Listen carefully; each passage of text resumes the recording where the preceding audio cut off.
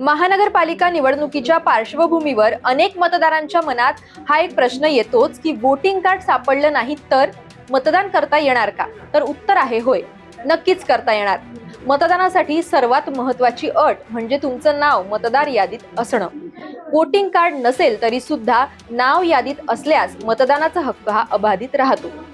निवडणूक आयोगानं मान्य केलेल्या काही ओळखपत्रांपैकी कोणतंही एक ओळखपत्र जर तुम्ही दाखवलं तर मतदान करता येतं. ओळखपत्र नेमकी ही कोणती आहेत बघूयात या व्हिडिओमध्ये.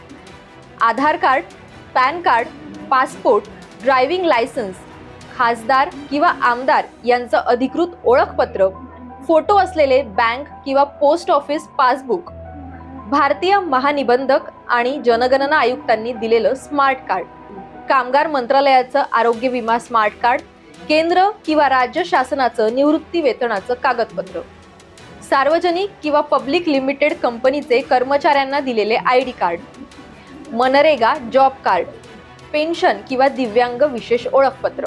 फोटो स्पष्ट असलेले ओळखपत्र आवश्यक आहे. फोटो नसलेली कागदपत्र कदाचित ग्राह्य धरली जाऊ शकणार नाही.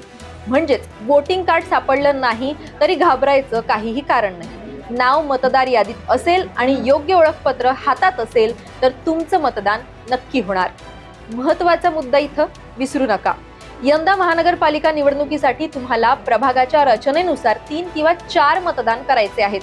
यंदा महापालिका निवडणुकीची मतदानाची प्रक्रिया नेमकी कशी आहे याबद्दल आपण डिटेल व्हिडिओ केलेला आहे. नवराष्ट्राच्या पेजवर तो तुम्ही नक्की बघा.